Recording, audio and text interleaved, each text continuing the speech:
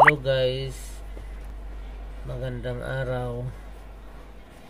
Para sa mga baguhan sa Facebook, ituturo ko sa inyo kung paano maglagay ng follow button sa Facebook nyo, sa profile nyo.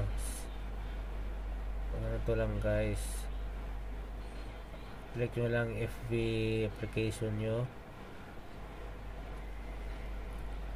punta kayo sa profile nyo,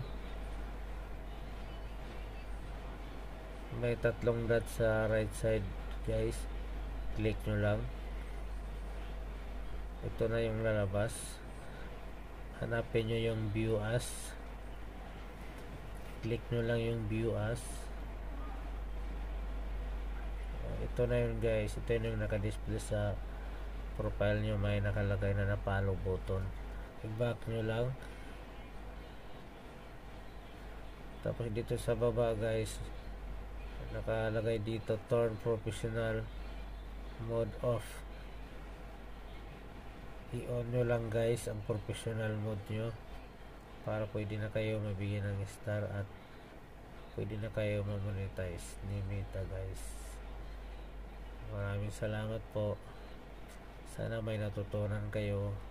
Ingat.